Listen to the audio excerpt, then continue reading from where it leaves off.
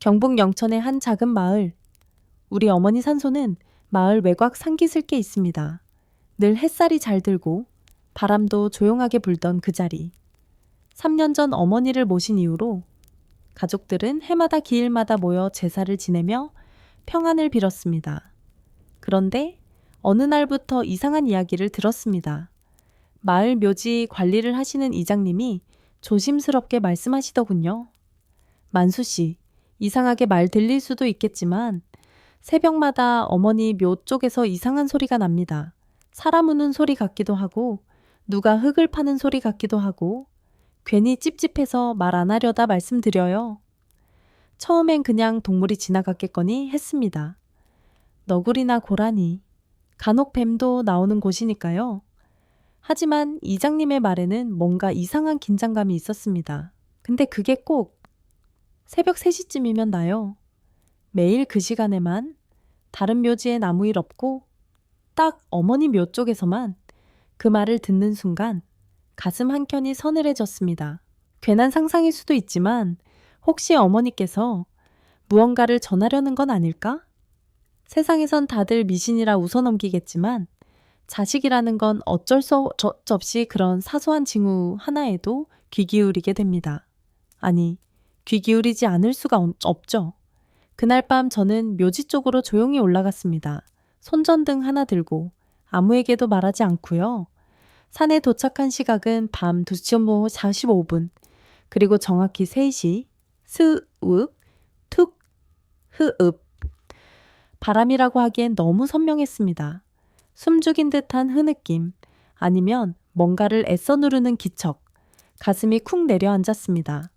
저는 그대로 땅에 주저앉았습니다.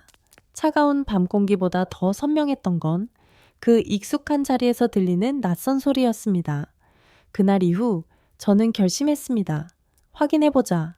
오해로 끝나든 진실이든 다음 날 CCTV 설치를 준비했습니다. 눈으로 보지 않으면 마음이 놓이지 않을 것 같았거든요. 다음 날 아침 저는 동네 전파사에 들러 저구에선 CCTV 한 대를 구매했습니다. 밤에도 잘 찍히는 모델이었습니다. 설치는 이장님의 도움을 받아 묘지 방향이 정면으로 보이는 나무에 달았습니다. 배터리와 저장카드도 충분히 준비해 두었죠. 가족들에게는 아무 말도 하지 않았습니다. 걱정시키고 싶지 않았고 괜한 헛소문 돌릴까 싶어 조용히 처리하고 싶었습니다. CCTV를 설치하고 처음 맞은 밤, 저는 아예 잠을 자지 않고 노트북 앞에 앉아 실시간 영상을 지켜봤습니다. 새벽 2시 50분, 화면 속 묘지에는 아무 일도 없었습니다. 밤이 깊어질수록 산은 점점 고요해졌고 나무도 바람 한 점 없이 고요히 서 있었습니다. 2시 58분, 카메라 한쪽 모서리에 무언가가 스윽 지나갔습니다. 저는 순간 심장이 멎는 듯 했습니다. 다시 돌려보니 분명히 사람 형체와 비슷한 실루엣이 화면 가장자리에 보였습니다. 누군가가 나무들 사이를 지나갔고 그 그림자는 묘 앞에 멈춰 섰습니다. 처음엔 혹시 산짐승이 비친 걸까 싶었지만 두 팔이 명확히 움직였고 무릎을 꿇는 듯한 동작까지 했습니다. 손에 뭔가 들고 있는 모습도 보였고요. 그 실루엣은 약 3분 동안 묘 앞에 머물렀고 이후 똑같은 길로 사라졌습니다. 다음 날 저는 영상을 정밀하게 다시 확인했습니다. 형체는 흐릿했지만 행동은 은근 너무도 사람 같았습니다. 더 놀라운 건 그 사람이 어머니 산소가 있는 곳으로만 움직였다는 것. 주변 이시애끼 넘는 다른 묘지에는 전혀 관심이 없는 듯. 단 하나 어머니 묘만 찾아온 거였습니다. 제가 가장 혼란스러웠던 건 그 다음이었습니다. 이 사람이 산 사람일까? 아니면 저는 그날 결심했습니다. 묘 앞을 직접 확인하러 가야 한다. 혹시 무언가 남기고 간 게 있을 수도 있으니까요. 그리고 그 확인은 제 예상을 훨씬 뛰어넘는 결과를 가져왔습니다. 다음 날 새벽, 저는 아무에게도 알리지 않고 혼자 산소에 올랐습니다. 전날 밤 CCTV에서 본 그 시간, 그 방향, 그 자리. 손에는 프린트해둔 영상 몇 장을 들고 마음은 복잡하기 짝이 없었습니다. 내가 지금 뭘 찾으려는 거지? 정말 누군가 다녀간 흔적이 있다면 뭐라도 남아있을 거라고 믿고 있었던 것 같습니다.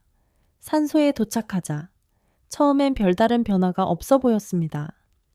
하지만 묘 앞 잔디를 조심스럽게 들춰보니 누군가 무릎 꿇고 앉은 듯한 눌린 자국이 있었습니다. 그리고 묘비 아래쪽 잔디 틈 사이로 뭔가 하얀 것이 삐져나와 있었습니다. 그건 편지지 한 장이었습니다. 살짝 젖어 있었지만 플라스틱 파일 속에 넣어져 있어서 글씨는 온전했습니다. 편지는 삐뚤빼뚤한 송글씨로 써 있었고 맨 마지막 줄에는 이름이 적혀 있었습니다. 정혜야, 그때 나는 왜 그랬을까? 나는 아직도 네가 나를 미워할까봐 무섭다. 내가 너무 늦게 온 거 알지만 용서해줘. 인숙. 순간 등골이 서늘해졌습니다. 인숙. 김인숙. 어릴 적 우리 집 바로 옆에 살던 이웃이었습니다. 어머니와는 20년 전 큰 말다툼 이후 교류가 끊겼고 그 뒤론 거의 모습을 보지 못했죠. 몇 해 전 돌아가셨다는 얘기만 마을 어르신 통해 들었을 뿐입니다. 저는 편지를 조심스럽게 다시 접고 가슴에 품었습니다. 그리고 그 자리에 한참을 멍하니 앉아 있었습니다.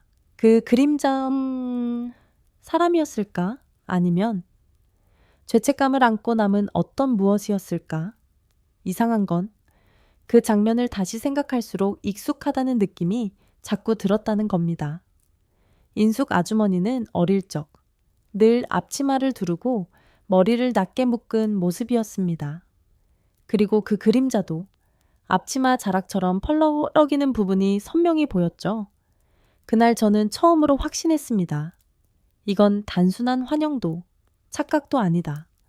무언가 아직 남은 이야기가 있고 그 이야기는 어머니와 관련되어 있다는 걸요. 편지를 들고 집으로 돌아오는 길, 제 머릿속엔 온통 김인숙이라는 이름이 맴돌고 있었습니다. 그리고 그 이름과 함께 떠오르는 몇 장의 오래된 기억들이 있었습니다. 초등학교 저학년 시절, 학교 끝나고 집에 돌아오면 우리 어머니는 항상 마당에서 물을 깎고 계셨고 바로 옆집 인숙 아주머니는 물항아리 들고 오시며 인사 대신 이렇게 말하곤 했습니다. 정혜 씨는 어째 애를 그렇게 잘 키우노? 나는 애가 없어서 그런가. 사는 재미가 없어. 항상 그렇게 말하면서도 어머니가 고구마 쪄놓으면 제일 먼저 접시에 담아 들고 가던 분이었습니다. 입덧하신다며요 하며 웃으며 건넨 적도 많았죠. 하지만 어느 날부터 그 웃음이 사라졌습니다. 20년 전 여름, 마을 뒷산 개발 때문에 땅 분쟁이 일어났고 우리 집과 인숙 아주머니 집 사이에 경계 문제가 생겼습니다. 아주머니는 여기 내 땅이야 라고 주장했고 어머니는 그냥 묵묵히 말없이 그 자리를 피했습니다. 어머니는 아무 말도 하지 않았지만 그 뒤로 인숙과 아주머니는 다시는 우리 집 마당에 발을 들이지 않았습니다. 저는 그땐 그게 무슨 일인지도 몰랐습니다. 그냥 어른들끼리의 다툼이라고만 생각했죠. 하지만 지금 와서 생각해보면 어머니는 그 갈등조차 품고 넘기셨던 것 같습니다. 이번에 나온 그 편지, 어머니 산소 앞에 놓여있던 그 종이 한 장, 그건 단순한 사과가 아니라 아주 오래된 미안함이 마침내 밖으로 나온 순간이었을지도 모릅니다. 그리고 그 그림자, 어쩌면 살아있을 땐 입 밖에 내지 못한 사과를 죽어서라도 전하고 싶었던 마음이었을지도요. 저는 그날 이후 결심했습니다. 이 이야기를 더 알아봐야겠다. 왜 이제야 찾아왔는지, 왜 하필 어머니의 묘지였는지, 그리고 인숙 아주머니가 왜 그렇게 늦게 사과를 남긴 건지 그 퍼즐을 맞추기 위해. 다음 행선지는 아주 분명했습니다. 며칠 후 저는 다시 어머니 산소를 찾았습니다. 이번에는 작은 꽃다발 하나와 함께 편지를 다시 들고 올라갔습니다. 밤이 아닌 낮이었고 햇살은 조용히 언덕을 감싸고 있었습니다. 그런데 산소에 가까워질수록 이상한 기분이 들기 시작했습니다. 묘비 앞 풀들이 누군가 자주 다녀간 듯 눌려 있었고 묘 앞에 정갈하게 접힌 손수건 하나가 놓여 있었습니다. 흰색의 연한 파란 줄무늬가 있는 손수건. 바느질 자국이 선명하게 살아있는 오래된 손수건. 저는 그걸 보자마자 알았습니다. 저 손수건, 어린 시절에도 본 적이 있어요. 제가 5살 무렵 감기에 걸려 콧물을 흘릴 때마다 인숙 아주머니가 꺼내서 닦아주시던 바로 그 손수건이었습니다. 그 손수건 안에는 작은 꽃집 몇 개와 함께 짧은 쪽지가 들어 있었습니다. 미안합니다. 그래도 그 자리 옆에라도 있고 싶었습니다. 그 말 한 줄이 어쩌면 지금까지의 모든 의문을 정리해 주는 것 같았습니다. 옆에 있고 싶었다. 무엇을 옆에 두고 싶었던 걸까요? 어머니? 아니면 용서? 혹은 놓쳐버린 어떤 인연? 그 순간 저는 또렷이 느꼈습니다. 그림자는 지나갔지만 마음은 아직 그 자리에 머물고 있다는 것. 그리고 인숙 아주머니는 삶의 마지막에서도 어머니 곁을 떠나지 못했다는 것. 저는 그 손수건을 그대로 다시 접어 묘 앞 작은 돌 아래 조심스럽게 넣었습니다. 그리고 그 자리에 조용히 앉아 말했습니다. 아주머니, 그 마음 어머니는 알고 계셨을 거예요. 어머니라면 말없이 웃으며 받아들이셨을 거예요. 그렇게 묘지에서 내려오며 저는 결심했습니다. 이제 인숙 아주머니에 대해 더 알아봐야겠다. 살아서 어떤 삶을 살았고 왜 그렇게 오랜 시간 묵묵히 어머니 곁을 떠나지 못했는지를.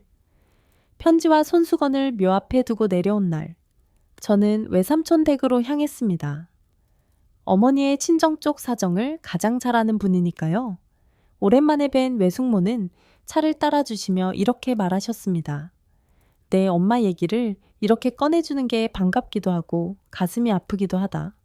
제가 조심스럽게 김인숙 아주머니와 있었던 일들을 묻자 외숙모는 잠시 뜸을 들이더니 고개를 끄덕이며 말씀하셨습니다.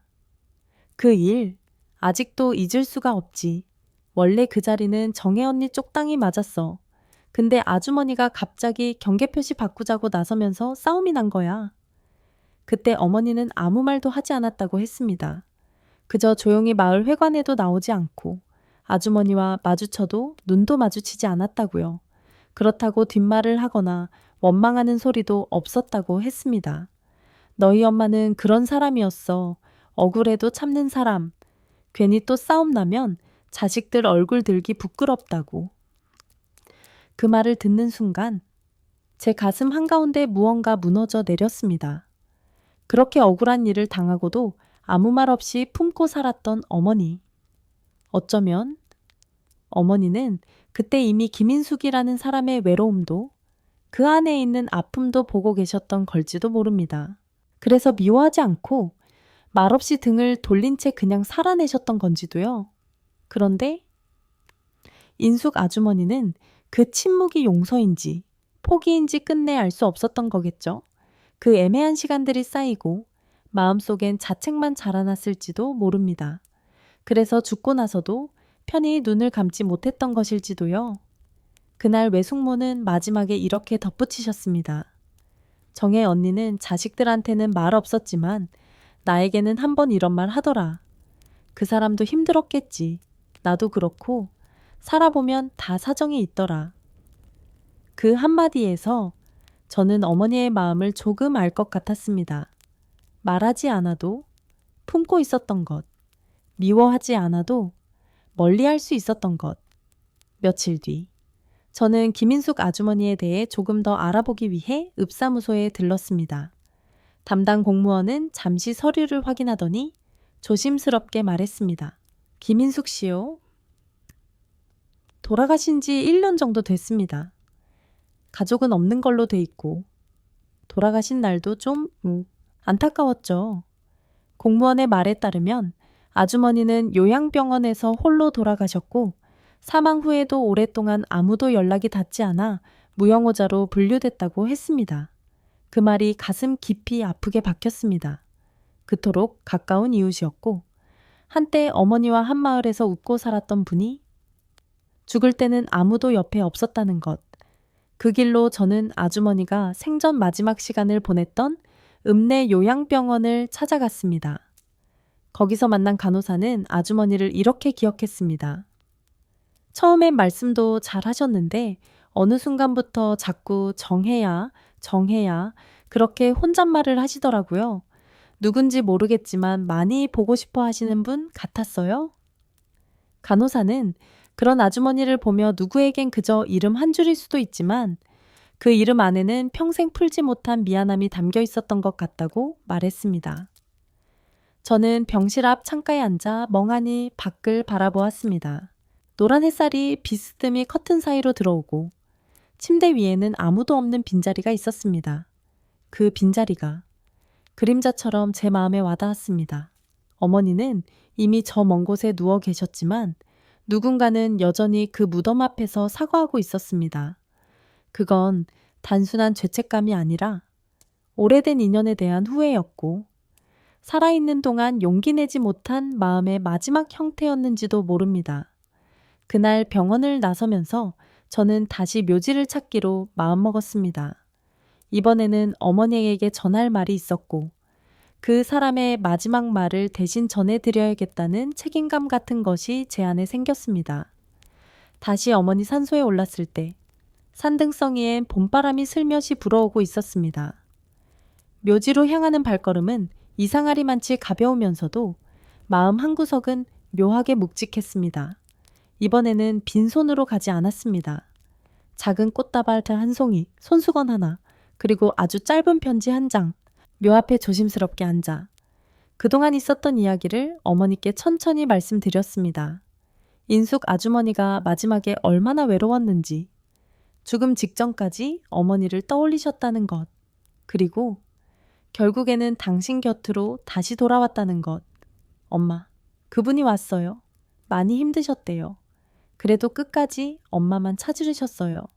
저는 그렇게 속삭이며 준비해온 편지를 묘비 옆 작은 돌 아래에 묻었습니다. 편지에는 단 한 줄만 적혀 있었습니다. 엄마라면 말없이 용서하셨을 거예요. 그 순간 살랑 불던 바람이 꽃잎을 스쳐 지나가고 하늘에 걸린 구름이 천천히 움직였습니다. 어머니가 살아계셨더라면 아마 인숙 아주머니를 따로 불러 조용히 따뜻한 보리차 한 잔을 내어 주셨겠지요. 그리고 아무 말 없이 그 눈빛 하나로 괜찮아 라고 말하셨을 겁니다. 그림자의 정체는 유령이 아니었습니다. 그건 어쩌면 이쪽 동표맨비인 누군가가 끝내 못다 한 말을 전하려고 남긴 가장 인간적인 마지막 용기였는지도 모릅니다. 어머니께서 그걸 받아들이셨는지 알 순 없지만 그날 이후 이상한 소리는 다시는 들리지 않았습니다. 무덤 앞은 언제나처럼 고요했고 풀도 바람도 이제는 평온했습니다. 그날 밤 집에 돌아온 저는 오래된 앨범을 꺼냈습니다. 먼지 낀 사진들 속에서 어머니와 김인숙 아주머니가 같이 웃고 있는 사진 한 장이 나왔습니다. 어깨를 나란히 하고 앉아 김장날 김치를 담그며 고무장갑 낀 채 웃고 있는 두 분. 그 웃음이 참 편안해 보였습니다. 다툼도, 오해도, 말하지 못한 감정도 전혀 없던 시절의 순간, 저는 그 사진을 오려서 작은 봉투에 넣고 정성껏 접었습니다. 며칠 후 다시 산소에 올라 꽃다발과 함께 그 사진을 묘 앞에 살짝 묻으며 진심을 담은 편지를 한 장 남겼습니다. 엄마, 인숙 아주머니가 너무 늦게 왔어요. 하지만 마지막 용기를 내셨습니다. 미워할 마음이 아니었대요. 그냥 오래도록 무서워서 엄마 앞에 설 자신이 없었다고 했습니다. 전 용서합니다. 엄마도 그러셨을 거라 믿습니다. 잘 오셨다고, 괜찮다고, 엄마라면 그렇게 말해주셨을 테니까요. 편지를 묻고 자리를 뜨려는데 문득 등 뒤에서 봄 햇살이 산비탈을 부드럽게 감싸는 게 느껴졌습니다. 그 순간 이상하게도 누가 제 어깨를 아주 조용히 토닥여준 것 같은 그런 기분이 들었습니다. 잘했다, 만수야. 어머니 목소리가 아니라 제 마음속에서 울리는 목소리 같았지만 그 말 한마디에 가슴이 뭉클하게 뜨거워졌습니다. 말없이 품고 있던 것들을 이제는 천천히 내려놓아도 된다는 듯한 느낌이었죠.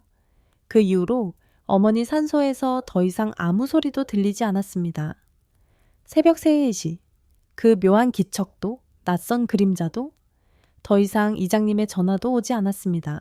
마을 사람들은 아무 일도 없었던 듯 평소처럼 지냈고 제 가족들도 다시 일상으로 돌아갔습니다. 하지만 저만은 압니다. 그 침묵은 그냥 조용한 게 아니라 마침내 이루어진 화해의 침묵이었다라는 것을 가끔은 그런 순간이 있습니다. 누군가를 용서한 것도, 누군가에게 용서를 받은 것도 아닌데 그냥 마음속 어딘가가 편안해지는 순간, 그건 아마 우리 안에 쌓여있던 오래된 감정들이 누군가의 진심 어린 고백으로 말없이 받아들여졌기 때문일 겁니다. 요즘 저는 자주 산소에 들릅니다. 길게 머물지 않아도 그저 한 송이 들꽃을 놓고 고개를 한번 숙이고 돌아옵니다. 그 언덕 위에선 아직도 햇살이 잘 들고 바람은 살랑살랑 불며 풀잎 사이를 조용히 스쳐 지나갑니다. 어머니는 여전히 거기 계십니다. 아무 말 없이 모든 것을 품고 누군가의 마지막 후회마저 따뜻하게 안아주며 그 옆엔 비록 이름은 남지 않았지만 오래도록 미안함을 안고 살아갔던 한 사람의 마음도 이제는 잠시 쉬어갈 수 있게 되었을 것입니다. 그리고 저는 매번 돌아설 때 그 들꽃 사이로 들려오는 아주 희미한 소리를 듣습니다. 됐어. 잘했어. 괜찮아. 이야기를 끝까지 들어주셔서 감사합니다. 혹시 이 이야기가 여러분 마음속 오래된 기억 하나를 떠올리게 했다면 그 이름을 한번 불러봐 주세요. 말없이 미안했던, 말없이 용서했던 그 사람을요. 그리고 다음 이야기에서 다시 찾아뵙겠습니다. 고맙습니다.